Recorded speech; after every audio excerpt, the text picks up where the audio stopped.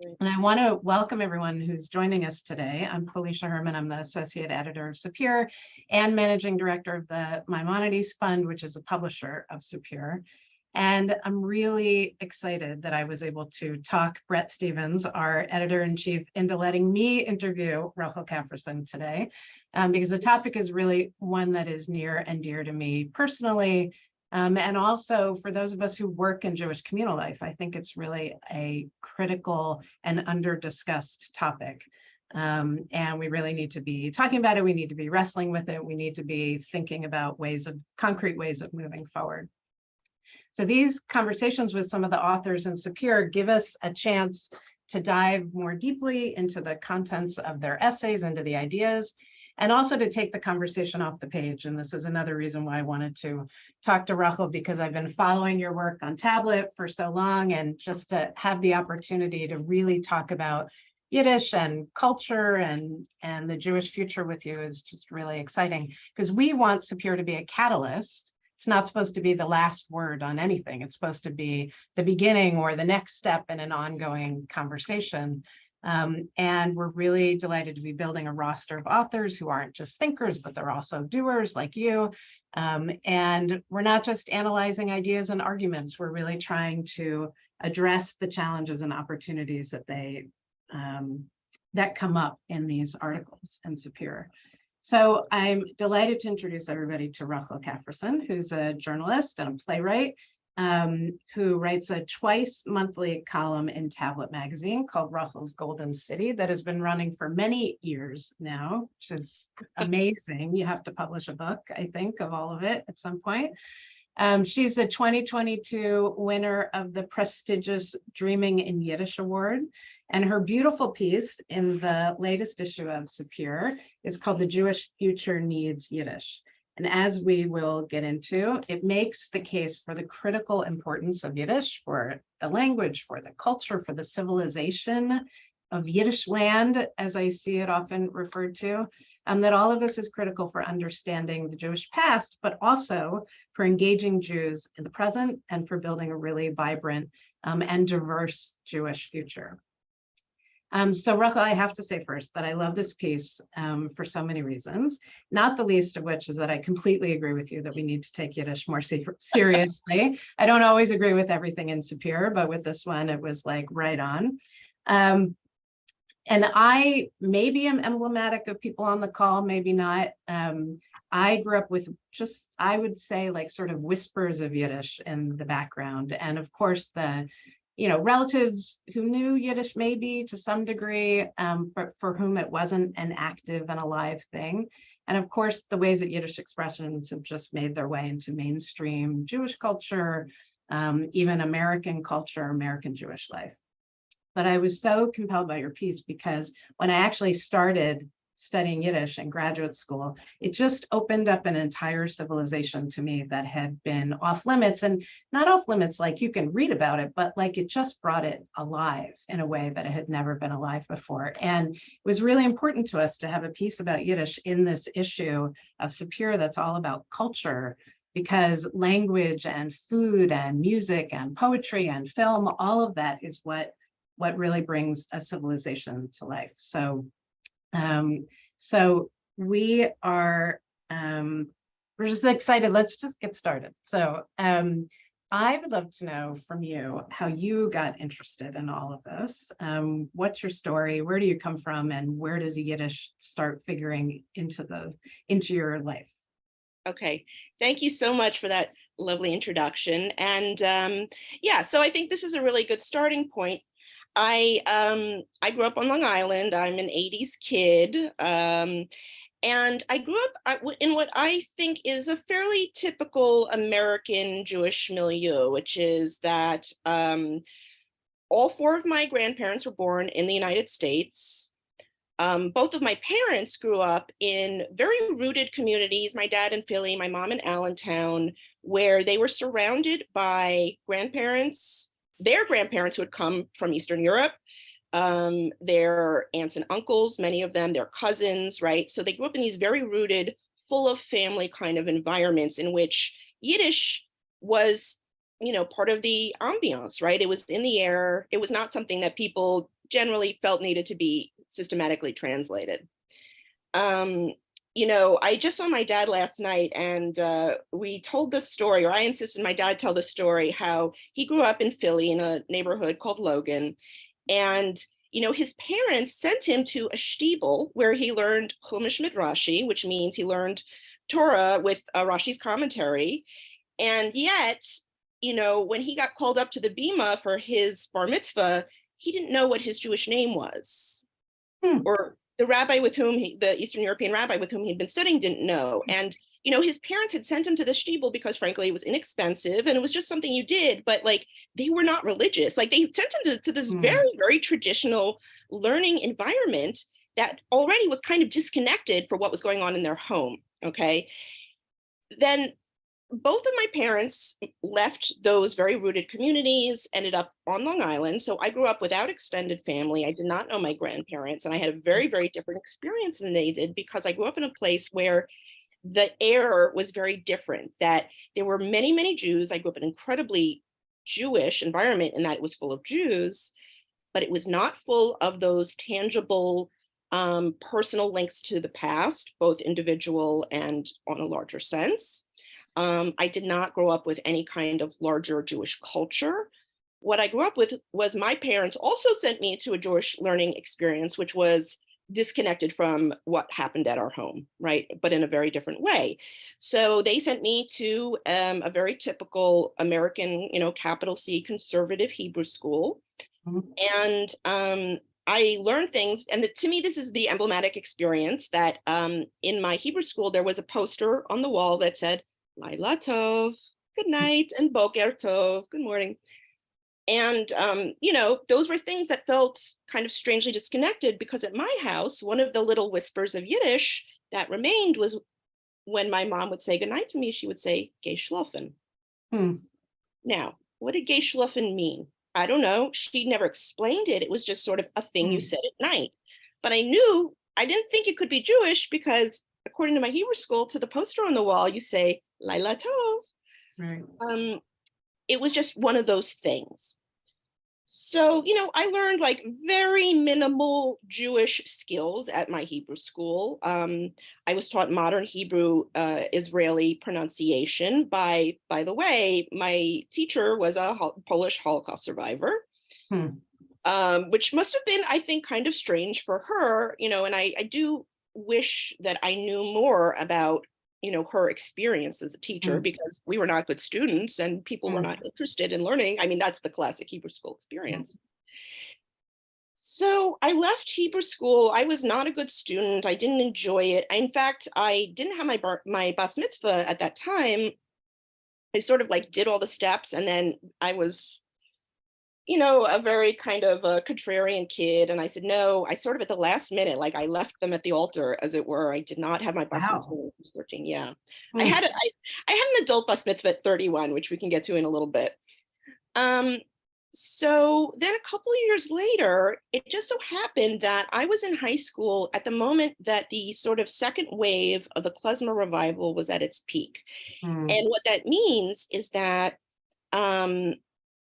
you could turn on NPR and hear klezmer music. And now 25, something 30 years later, I kind of marvel at this, right?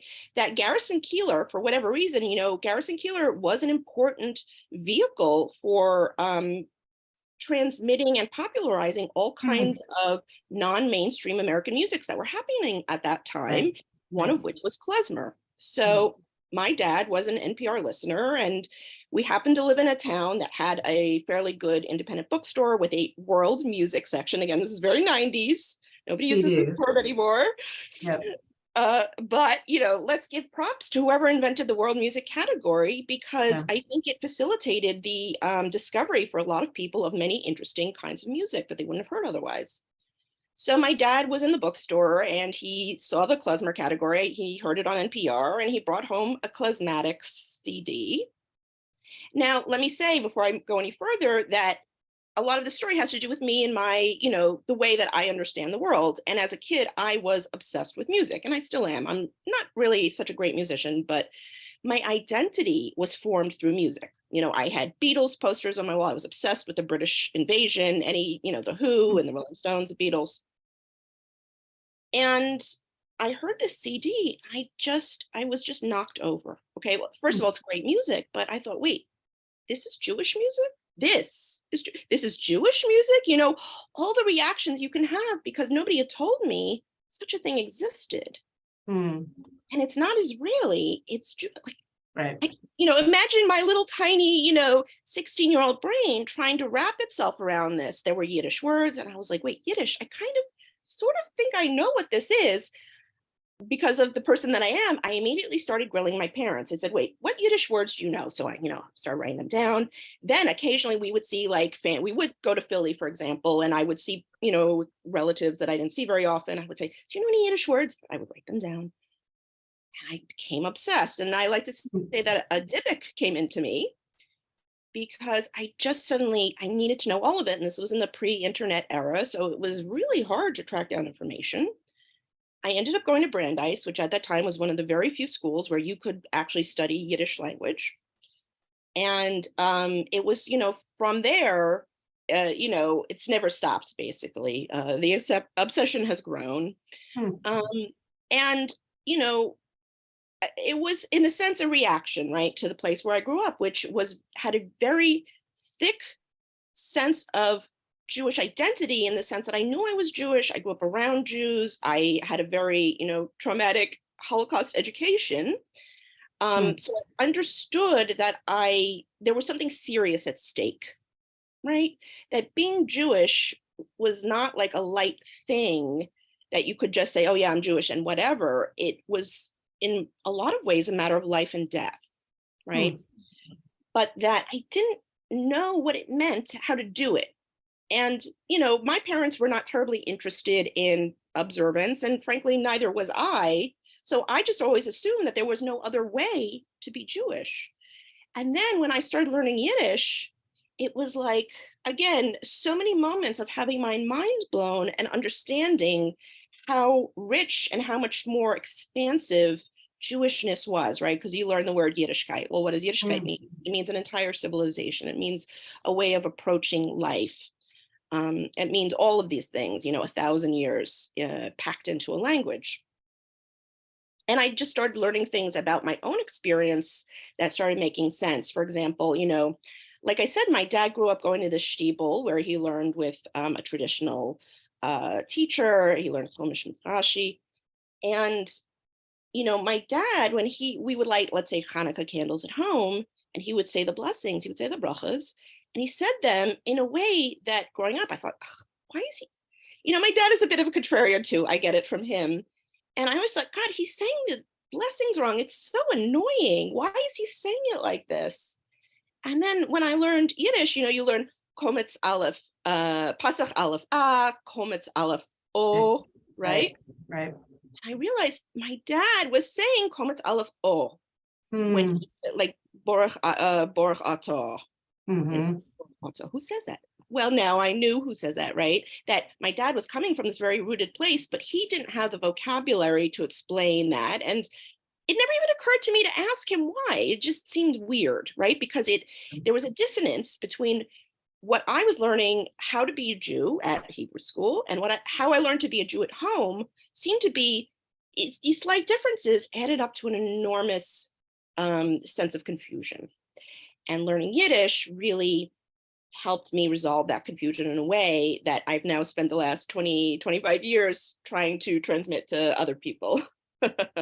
It's so interesting to listen to you contrast your experience in Hebrew school with your self-directed experience of learning Yiddish, because the Yiddish piece feels so alive. And just the way you described Hebrew school, which of course is not unique, although I personally liked Hebrew school, but it feels so dead. And even, your Hebrew teacher, that's such a great sort of compelling hook here. Like, she grew up speaking Yiddish, no doubt, right? And so, but here she was teaching Hebrew, and teaching Hebrew with Israeli pronunciation, not Polish or Yiddish inflections, right? Yes, It's absolutely. it's a really interesting, I know that we'll get into this, but it's a really interesting thing to think about, structurally, if we were to bring Yiddish into Jewish education, into Hebrew school or into day schools or something, how the experience might be different. And then it's also, I think, really important to hear you tell this story of how you discovered Yiddish was actually through music. So we've also, you can, when you work in Jewish philanthropy, you get to meet a lot of different people sort of coming through the door with their ideas. And there are people who say, the best way to learn Hebrew is through learning music, or the best way to engage people in Israel is by translating Israeli songs and getting young people in, through the things that they actually care about, like music. So. Absolutely. One of my dear friends grew up going to, I think it was Ramah, and he always talks about how one of the things they did during the summer was they performed Grease in Hebrew. Right. Translation. And I mean, it's kind of funny, but the truth is, like, his Hebrew is excellent. Yeah. And I really wish, that I had the kind of, substantive Hebrew education that he did. And it's true, like, do I think that translating, something like Greece into Hebrew is really the best use of their time, Jewishly? I'm not sure. But the principle, I think, remains that we need, the cultural aspect, right? It's so important to education, because without it, it's dry, it's dead, it's dusty. Nobody wants it, Yeah, fascinating. All right, well, let's talk about your essay for a few minutes. And I can't tell you how many people have said to me, "Oh my God, I had no idea about that dreidel story." So it was really the perfect example for you to hook your article around. So tell us the story of the dreidel that you tell in the article, and not just the story of it, but really what it tells us about the erasure of Yiddish culture and what might happen if we bring all of that back. So, we have to go all the way back to actually late antiquity. And let me preface this by saying that we don't have a lot of good documentation about many of these things, because these were aspects of history which for a long time were not considered important. And there's very, very little documentation. So I'm certainly not an expert on these things, but I'm going to tell you, to the best of my ability and, the documentation we do have, this seems to be what happened, is that, think of dice, right? Mm-hmm. Dice also as a material object that people play games with and have, and also used for things like divination. These are objects that have a very, very long history.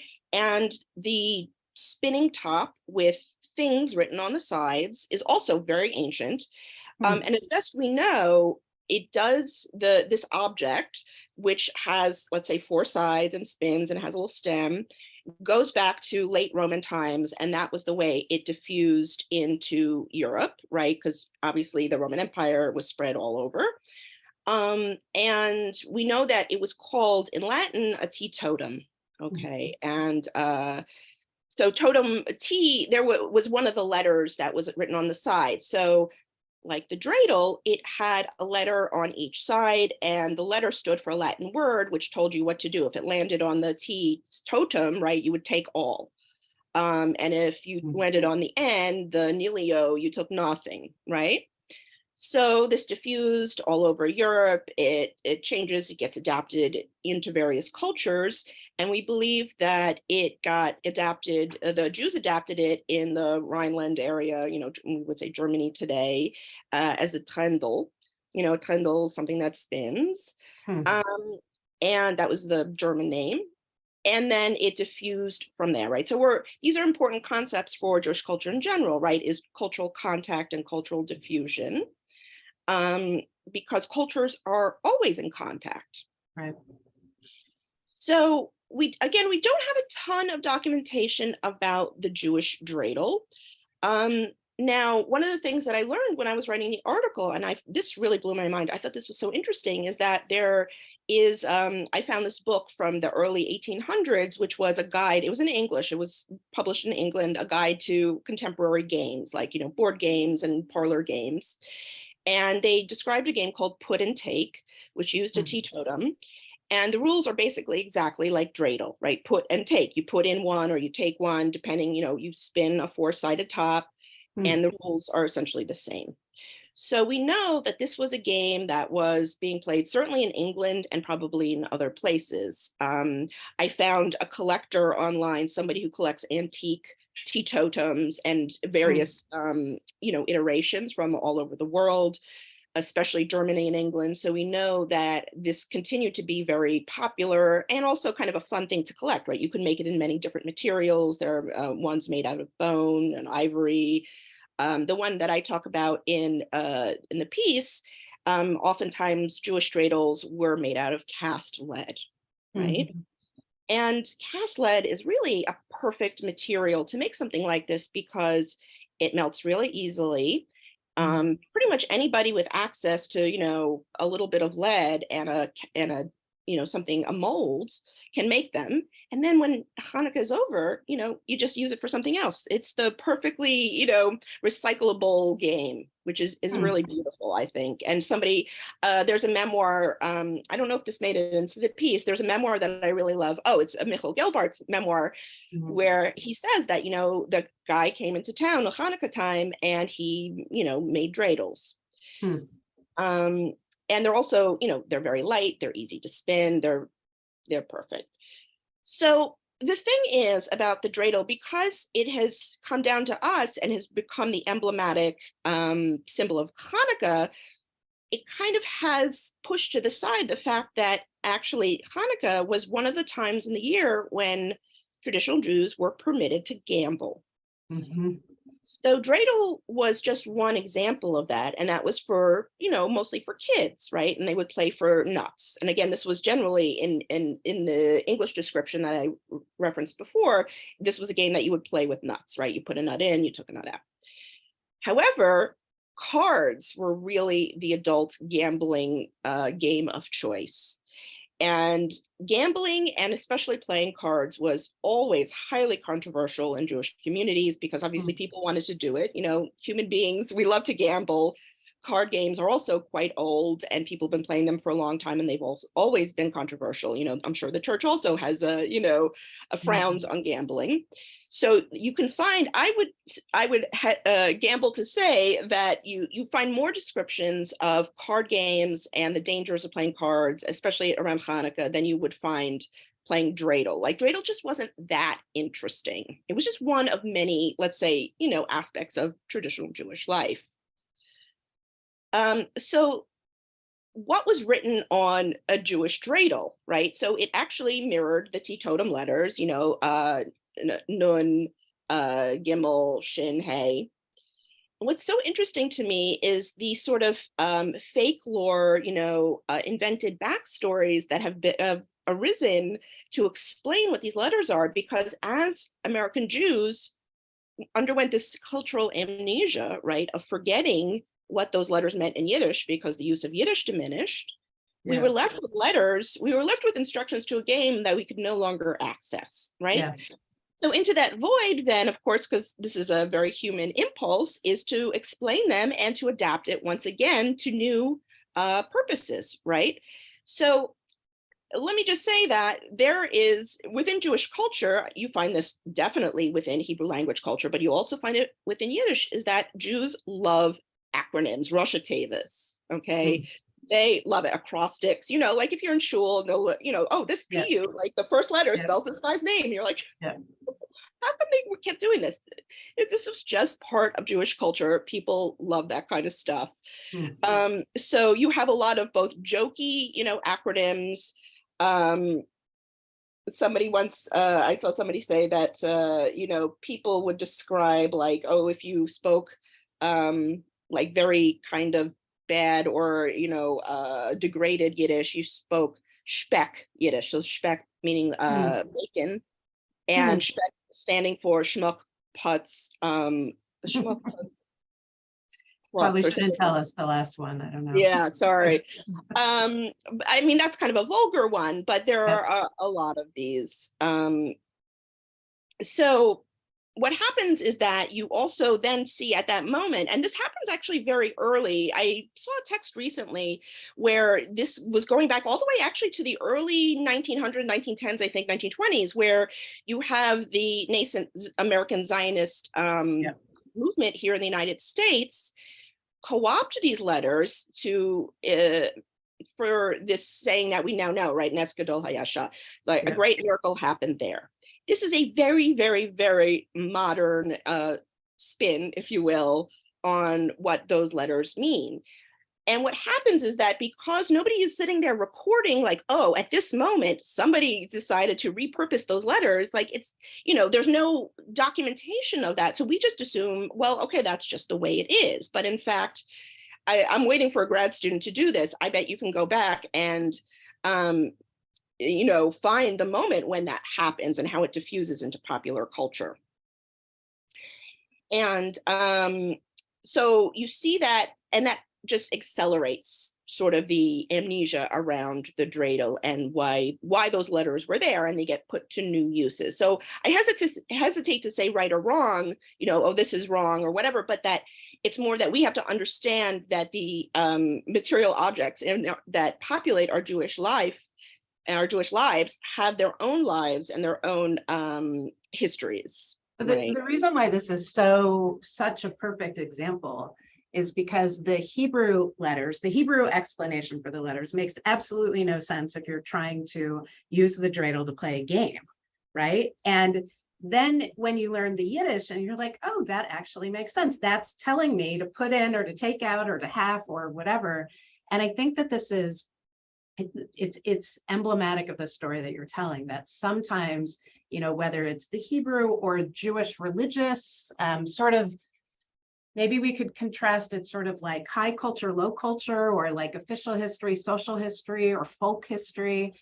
What you're talking about is a folk history, and the lives of the material objects and the languages that people spoke, often the languages that women spoke, right? We know that there's a whole gendered element to this too, of Yiddish versus Hebrew, and who knew Hebrew versus who knew Yiddish, and who prayed in Hebrew versus who prayed in Yiddish. And I wonder, maybe you can tell us more about why you think this has all happened. So you have a line in the piece, and I'm going to interrupt myself for 1 second, just because I keep forgetting to say that people can put questions into the Q&A, and at about 12, in about 15 minutes, we'll turn to the Q&A. But till then, I have you all to myself. So you say in here that something about, if you were to walk into a Jewish day school or even to a Hebrew school in a synagogue and suggest that they start teaching Yiddish, that you'd be laughed out of the room. Meanwhile, you're telling us personally a story that like Yiddish brought everything alive for you. So tell us what's the disconnect? Why do you think it's fallen away? Why do we have amnesia now over something that used to be for Ashkenazi Jews, the language that everybody knew and spoke? And most of our ancestors, most American Jews, are Ashkenazi. Yeah. Well, so first of all, that's actually a true anecdote that a friend of mine told me. And so this friend is a very high level Jewish studies professor. In fact, he teaches Yiddish literature. And he was touring Jewish day schools. I guess they had moved to the Midwest, and he was touring day schools. And he, asked, because it is his field, he said, oh, so do you teach any Yiddish literature? And he meant like even just in translation. And the woman looked at him and laughed. She said, well, how would we do that? The implication being that, like, as if this was rocket science, or even that, like, the idea is absurd, because, I've always wanted to write a book called The Myth of the Yiddish Atlantis, right? The idea that this is a culture that is so utterly inaccessible, so extinct and inaccessible, that we might as well be trying to teach Atlantis, right? It's under the waters, it's been gone for thousands of years, it was punished by the gods, whatever, it's gone. So how on earth would we teach it? So I think that the problem, the disconnect, is that even people who are Jewish educators, who know a tremendous amount about Jewish culture and Jewish religion and Jewish life, don't realize that these things are in fact quite accessible, whether in the original or in translation. So if you just assume, because our ambient culture tells us that Yiddish is dead, that it's inaccessible, then it would never occur to you that it's even possible. right? And I think that's the disconnect, that everything in our culture tells us that Yiddish is dead, which is why, to be honest with you, I don't like the term Yiddish revival, Hmm. um, because, in order for something to be revived, it has to be dead, first of all, and that's not true. I would much prefer we talk about Yiddish continuity. I think that's a much better Hmm. framework. That's great. Yeah. And also, if we talk about a Yiddish revival, or we talk about Yiddish being dead, it kind of, it takes the focus off what matters, right? It says, well, we don't have to feel bad, or we don't have to feel guilty because it's dead and there's really nothing we can do. So let's move on, you know. But you also write about internalized shame, right? Immigrants having internalized shame. And I'm thinking about that Philip Roth story, Eli the Fanatic. You remember that short story, right? Where the Orthodox guy moves into the very assimilated, probably middle class Jewish neighborhood, and the Jews themselves are so shocked and horrified by this guy who walks around with I don't remember if he was a yarmulke or a hat or whatever it was, like how Orthodox he was. It probably wasn't that Orthodox. So there's got to be something, if you think about, your own life and growing up in on Long Island, I grew up in New Jersey, same thing. Like they moved to those places to get away from the place where the air was Jewish or Yiddish or whatever it was. So there was we could say it was escaping shame. It was also a striving, and striving meant leaving Yiddish behind. Absolutely. Of course, people wanted to be American, they wanted to speak English. And, the appearing too Jewish had real material consequences. If you applied, okay, right. One of the quintessential Americanizing jobs was getting a job as a teacher in the New York City school system. Right. Just like today, like getting a job with the federal government, these are all paths to the middle class. So in order to get one of those teaching jobs, you had to get rid of your accent. And people did. Like there were real, ways you could go to a teacher, you could get a friend to help you, but they were not going to hire you if your English was accented, right? Which if you sounded too Jewish. So these are real material consequences, just, first off, to being too Jewish. So of course people are going to internalize that, and you can't blame them, right? Right. In addition to the fact that there are so many other layers to that kind of shame, and the fact that Yiddish then it has this second life in American Jewish comedy, where Right. you tell a dirty joke and then the punchline is always in Yiddish. So the association with the lowbrow and the vulgar certainly did not help Yiddish to have much respect. And then, especially with the Holocaust, there's a whole nother set of associations. I've heard people say things just very kind of unselfconsciously, people my age who say, when I hear the soft, right? Like, so instead of saying brachot, you say brochas. So Yeah. people will say, like, when I hear that soft, I feel so uncomfortable. It makes me think of victims. It makes me think of old people being killed in the Holocaust. And, that's a very upsetting thing to hear, because it's, first of all, sad that people have internalized that and they feel that way about their own grandparents, or like, to feel that way about people that you do care about, but yet to feel this mixture of like shame and anger and revulsion, right? When you hear that, and that because they are, there are so many associations with Israeli Hebrew as being something that will keep you safe, that is about having your own home. And I've seen so many of these expressions in the wild that I understand the psychological phenomenon. And I don't blame people for feeling that way. But if you don't teach people, if all you're doing is learning it on the street, as it were, right? Then of course you're going to grow up with these ideas and internalize all of them. So that's why it's all the more important to teach people actually, what Yiddish is, how it lived, not how it died, but how it lived for 1,000 years. And, well, maybe we're going to get to this in the next question, but I think this is, again, very relevant to Holocaust education, but I'll wait till we get there. Well, and I was just going to say that the shame, there's like yet another element of it today, where the people who are most visibly speaking Yiddish today are ultra-Orthodox Jews, about whom I think a lot of non-ultra-Orthodox Jews have a lot of shame and embarrassment. So it doesn't help. It's sort of like the one community that we know super visibly has kept it alive. And then I want to ask you about everybody else, but is a community that most Jews, American Jews, don't really want to have anything to do with. So Yes, it's a very, very complicated thing that people, you know, when they see, you know, Haredi people speaking Yiddish, it brings up a very complicated set of feelings. Absolutely. yeah, back to that Philip Roth story.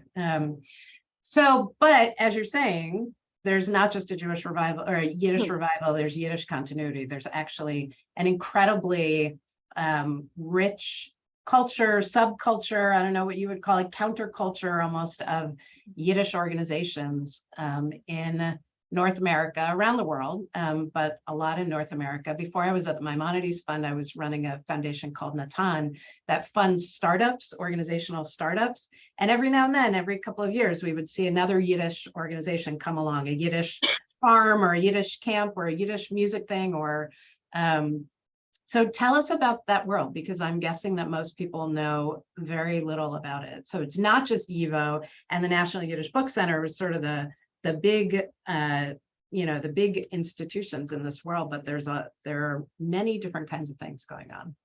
Absolutely. And it's interesting that you mentioned YIVO and the Yiddish Book Center, because they first of all represent sort of two poles, if you will, around which so much of Yiddish life revolves. They're very different, but also overlap in certain ways, but also they represent both the continuity of these legacy organizations. YIVO was founded in 1925 in Vilna in Lithuania, which was then Poland.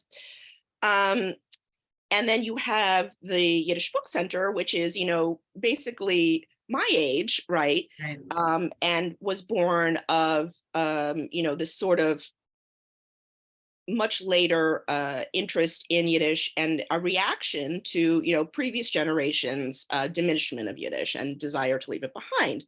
So in New York, you have a whole layer of legacy organizations. So you have the Congress for Jewish Culture, the Allweltlicher Yiddische Kongress, which is an organization that's now very, very small. It used to be much larger, hence the name Kongress Allweltlicher, the Global Yiddish Congress, which was founded in 1948. My friend Shane Baker is the executive director. You have the League for Yiddish, the Yiddish Ligue, which was originally associated with a territorialist political movement, but which was associated with Dr. Schechter, who was a very, very important part of the you know, Yiddish standardization project. And Jugendruf, which was a youth project of the League for Yiddish, Jugendruf, which means call to youth. And so there's a whole bunch of legacy Yiddish organizations, both here in New York and around the world too. You had the Workman's Circle, which was also a worldwide phenomenon in certain ways, but really concentrated here in New York. And in my own personal life, I moved to New York City in 1997, and a lot of Yiddish life still revolved around this really dumpy old building on 45 East 33rd Street. This big building in which you had the Volksbühne, you had the Vorwärts, you had so many organizations. And when there was a fire drill, this was the best because I worked at the Volksbühne for a while. The fire drill, everybody would come out on the street and be like, "Oh, hey, I know you were here." You know, like if something happened to that building, it would really affect the future of Yiddish in America because everybody was there, and you know, you didn't often even know it. So there is that world of Yiddish, but you also have, to me, probably the most important phenomenon really is Klez Camp. And it's many kind of, I don't want to say imitators, but its successor organizations, right? Because Klez Camp actually ended its, I think, 30-year history in 2015.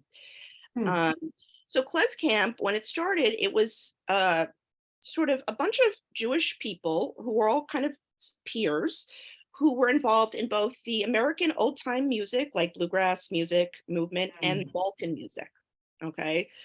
again, it's kind of the weird, wrinkles of history that the modern Balkan music scene is so important to the development of, the revival, if you will, of Jewish klezmer music. So those folks were used to going to Balkan camp. During the summer, you would go and hang out for 5 or 6 days, and you would learn, and everybody would eat together and dance, and there would be jams.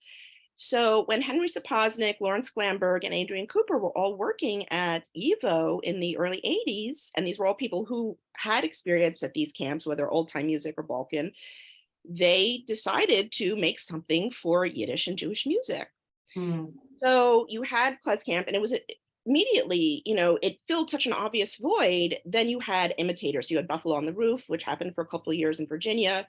And then Klez Canada, came along a couple of years later, which happens in the Laurentian Mountains outside of Montreal. So for me, Klez Camp and Klez Canada were it, because it was a week that you spent learning intensively, connecting with teachers, connecting with your peers, and then you learn things and you take it back to your own community. And I've been saying now for a long time that there really needs to be a detailed long-term ethnographic study of the thousands of young people who have participated in these festivals. They then started having them in St. Petersburg and in Eastern Europe, everywhere, because people respond to culture, right? It's for many reasons. It is an entry point that is so important, and that we really need to be understanding, right? Because it's such a vibrant phenomenon. And I think that's what's so notable about all the programs, at least that I would see come over the Trans-Samet Natan, is they were all young people. It was not just older people who knew Yiddish. It really, there's a huge vibrancy among the resonance of Yiddish. People resonate with Yiddish, young people too. So I want to turn to the questions that are coming in from the audience. We have a few. And one of the ones that it's really, there are two actually that are about names, Yiddish names. And it just reminded me that one of the story that somebody tells in one of the questions, she says that or it's anonymous, learned that my parents don't have Hebrew names, they have Yiddish names, drove me crazy trying to find out their Hebrew names. And they told me that they thought it was Hebrew, but I now know that it was Yiddish. So the same thing happened to me. My Hebrew name that I had to give when I was in Hebrew school is Bluma, which is my grandmother's name. And I remember whatever it was, 1st or 2nd grade, the Hebrew school teacher saying to me in this tone that I still remember, that's not Hebrew, but that's my name, it's Bluma. And there is something so beautiful. You mentioned the, bar mitzvah and your father getting up, what's your Hebrew name and not knowing it. It is so beautiful when I have my kids bar and bat mitzvahs, or my niece and nephew, to have the Yiddish names and the Hebrew names sort of all coming together. It tells you the story of the family. So what about you? When did you start calling yourself Rokhl instead of Rachel, which I'm guessing was your name? Can you see I have my name earrings on? Wow, that is pretty amazing. So, when you take a foreign language class, right, the teacher will encourage you to take a French name or an Italian name or whatever. Yeah. And so obviously, if you have a Lashon Kodesh name, it's easy to just become, Rachel becomes Rokhl. So it became Rokhl, and I really liked it. And I have to tell you that I never really loved the name Rachel. I found it kind of, not very euphonious. It's like Rachel, it doesn't rhyme with anything. Nobody writes a song about Rachel. And I liked it in other iterations. I liked Rochelle or Raquel. I didn't like Rachel. And also, I was named after my grandmother, Rose, whose Hebrew name, or her Yiddish name, her Jewish name, was Rachel. And I liked that, tangible connection to her.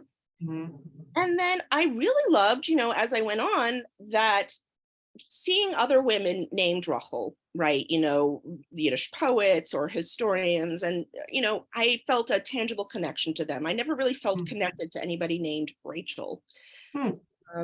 And it just felt right. It's one of those things, again, like sort of the Dybbuk going into me, that made a lot of sense. It's really, really interesting. The earrings are really So somebody else asked, regarding Jewish education and engagement, should Yiddish be taught as part of a broader curriculum alongside other dialects? Or do you see another approach? Like, is there a zero-sum game for Jewish languages, do you think? Well, so, here's the thing where we really have to address our positionality as Americans, okay? We live in, where's the hegemony? We're soaking in it, right? Like everybody around the world just happens to speak English, which is very convenient for us Yeah. because we don't need to learn other languages. So we exist within a deeply, deeply monolingual cultural matrix. I mean, there are lots of other languages are spoken in this country, but our relationship to those other languages, as well as our relationship to the concept of bilingualism or multilingualism, is highly politicized, to say the least, and kind of troubling. Whereas in other places, you travel to Europe, like everybody just naturally speaks, of course, they speak English as well as their native language and maybe others. And this was certainly the context for Jewish life, as there's a book about that I really enjoy called, internal trilingualism of, Jewish life. And that's not the exact title, it's in English, but traditionally Jewish life has been multilingual, right? So the problem is that learning another language is difficult, and it's all the more difficult when you are in a society where learning another language and becoming bilingual literally goes against our very deeply held core values. Right. So that's hard. And I think that before we can even have those conversations, we have to understand our own sort of unspoken or unarticulated biases against second languages, against integrating other languages, right?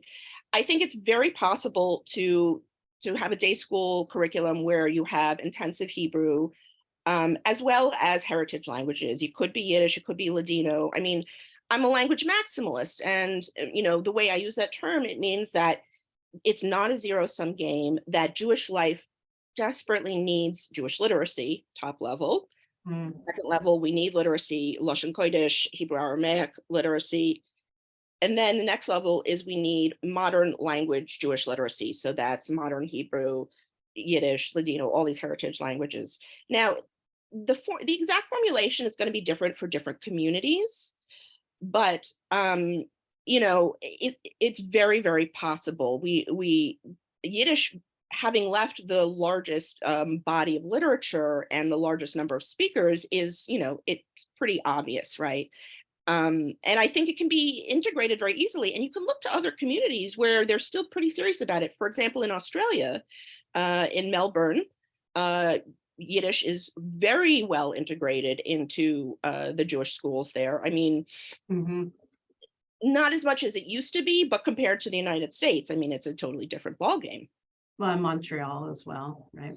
Montreal as well. It's a little bit different. They have the Bialik school, and a number of heritage schools there where Yiddish was also taken very seriously. And both in Montreal and Melbourne, because you had the presence of such a high number of Holocaust survivors who ended up settling there, that also, ironically injected new life into their schools and into their sort of educational, programs, into what they thought was important. It's interesting also, I think it shows us what the languages that we teach tell us what we think is important, right? So if we're teaching Hebrew, and I'm an enthusiastic supporter of teaching Hebrew, it gives us access to Judaism as a religion, it gives us access to text, it gives us access to prayer. But if we're teaching, so then you have to say, well, why would I learn Yiddish? But Yiddish gives you access to history and to the people, right? And to literature and poetry, and again, like prayers and women's lives. And you just have to say that those things are actually important to you, if before you decide to start teaching them. Absolutely. I think that's a really great point. And, a concept that I use a lot in my teaching these days is the great tradition versus the little tradition. This is a sociological concept. So we can think of what we think of as Judaism, right, as our core texts, our, Tanakh, Gemara, Mishnah, rabbinic responsum, right? These are the great tradition. And we think of a man with a beard, and of course they're incredibly important. And this is the way globally that, Jewishness, it has been diffused. However, in each place, Judaism gets lived in a hyper local, personal, individual way. And those are the little traditions, right? And that's what I'm very interested in the Ashkenazi context, because it's there that you find a ton of women's roles, women's lives. Women are able to take on those leadership roles within the community, but in ways that unfortunately don't get passed on, right? They're not considered important. They're not oftentimes not recorded in texts and not transmitted. And, they become very hard to access later on, but not impossible.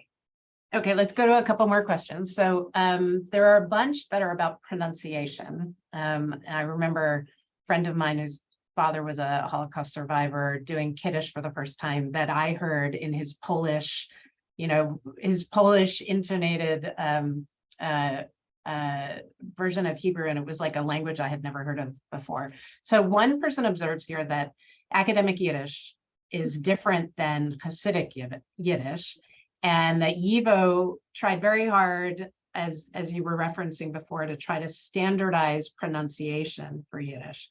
So if we won't call it a Yiddish revival, if many more people were studying Yiddish, what Yiddish would they learn, do you think? The Galician, the Russian, the Lithuanian, the classical? Well, we have one data point on this, which is very interesting, which is the phenomenon of Duolingo. Okay. And Duolingo has been developed with Hasidic pronunciations, Hasidic spellings, Hasidic grammar as sort of a starting point. And this is not an uncontroversial,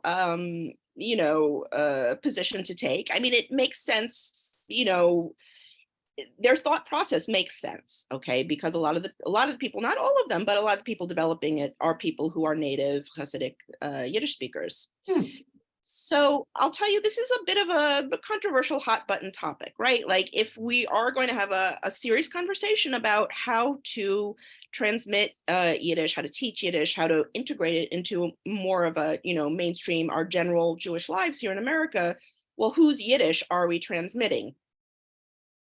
It's a really good question. I have to say that I personally fall on the side of the normalizers, the normierers, as we would say in Yiddish, right, of YIVO, that look, what they did was, something that was very modern and in a sense kind of artificial. We can agree to that, we can stipulate to that, and still say that it serves many important functions. I think that what you can do is start by giving people basic literacy tools, and use YIVO standards, and use even YIVO, sort of this northern central pronunciation, this sort of pseudo-Lithuanian pronunciation. And then you can contextualize other kinds of Yiddish, because they naturally will come up.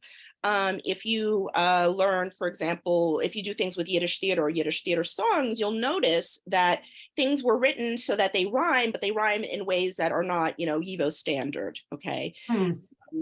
Or if you just, if you read Yiddish newspapers today, it'll be different. Or you talk to Hasidim today, their Yiddish is going to be different. So I don't think it's it is the conversation stopper that maybe sometimes people think it is. I think that you have to make a decision to begin with, and then give people tools to go further and explore it, if they want. I mean, look, in general, my feeling is that we need to be really conscientious about not looking for one solution for the Jewish future, because there is no one Jewish future, there's no one Jewish answer, and there's no one Judaism, and there never has been, right? This is like our mistaken monism, right? Like our mistaken sort of overinvestment in these traditional metaphors about the Jewish people, like, das Jiddische Volk and Knesset Yisrael, right? This idea that there is one Jewish people, Am Yisrael Chai, right? Like the Jewish people lives. I mean, these things are both true and sort of cover up the complexity. So once we accept the multiplicity of Jewish culture, the multiplicity of Jewish peoples, it becomes easier because you can present one point of view and then give people tools to explore further, right? And we can also structure things in a way that can affirm that what we're teaching won't necessarily reflect the reality or the experience, the lived experience of each person learning it. And I think that's important because a lot of the experience of a lot of non-Ashkenazi Jews in the United States is they feel very unaffirmed by the sort of ambient Judaism which exists. And I think that's important to keep in mind, you know, that just because Judaism, Ashkenazi culture may have the plurality and the numbers, but that doesn't mean that it's the only one. And one more thing I just want to say on this point is that, you know, if you look at Jewish history and just learn about people's traditional attitudes, every group in history, every Jewish group always thinks they're the ones who are doing it right and everybody's doing it wrong. So that's also very valid. Very funny. I mean, it's a language that developed, as you said, over 1,000 years in so many different parts of Europe, right? That like there can't just be one way of doing it. I try to say Jewish communities rather than say Jewish community. You know, when you work in the Jewish community, you hear that sort of monolithic thing, and of course, it just erases whatever the non-mainstream sort of idea is, right? And the more we talk about diversity in Jewish life and like really embracing the full diversity of the Jewish people, like language has to be a part of that because you have your Jews who spoke Ladino and your Jews who spoke Yiddish and all these different dialects of Yiddish. So what do you think about, we only just have a minute left. What do you think about why some words, this comes also from one of our viewers, why some words make it in, why some Yiddish words make it into American popular culture like TV and movies, and why others don't? Like, what is there something, is the transgressive nature of some of these words like? Ooh, that's a good question. I mean, obviously there has been for a long time this association of Yiddish with the vulgar because the vulgar things kind of find their way into popular culture. Now, I will say one aspect of that is that my understanding is in part, you couldn't say, you know, certain words on TV, let's say in the 50s, right? You still can't say them. However, you might have been able to say, you couldn't say like the F word, but you could say schmuck, for example, or some other word, which by the way, I don't like to say, I don't throw that word around lightly because it is incredibly offensive in Yiddish, right? Like it's very vulgar, and I'm a person, I like to swear, but I'm careful because I understand the different contexts. So I think that in a way, the vulgar became sort of useful for, you know, subverting mainstream American culture. All right. But also, you know, that's just pop culture, right? Like I'm endlessly fascinated by the fact that Mike Myers on Saturday Night Live, you know, used this term, as he pronounced it, verklempt, right, with his Linda Richmond character, which is a, you know, mispronunciation of the Yiddish word farklempt. And he gave it a totally new meaning. Verklempt in Yiddish in general has a very negative meaning. It means that you're clenched, your heart is clenched. Like if it's located in the body, it's in the heart, not necessarily in the throat. So Linda Richmond always says, you know, she's, I can't talk, I'm verklempt, right? So he moved, you know, the location of the Yiddish verklempt from the heart to the throat in a really fascinating way and brought that word into general use. Nobody used that word in American culture before Mike Myers introduced it, you know? I'm just watching the time, we're out of time. That's like yet another example on all these words and where they came from and the cultural creators who were part of American popular culture who were also growing up with Yiddish in the background. Like we could go on and on about this forever. We didn't get to talk about Fiddler on the Roof, which I really wanted to talk about, and in Yiddish or not in Yiddish, but clearly we have to have another conversation at some point. I just want to thank you for being part of this one, and thanks to everyone who was here with us today. And just to remind everyone that they can find your article on our beautifully redesigned website at superiorjournal.org, where we have articles from all of our first 8 issues, of course, and recordings of events like these, And we also have a letters to the editor section now. There were a couple of letters about your article, and I would invite anyone who didn't get their question answered or have more comments that they want to share to send us a letter to the editor, and we'll publish some of those as well. So Rokhl, thanks again for everything. Thank you for your beautiful piece and for all of your hard work, and hopefully we'll talk again soon.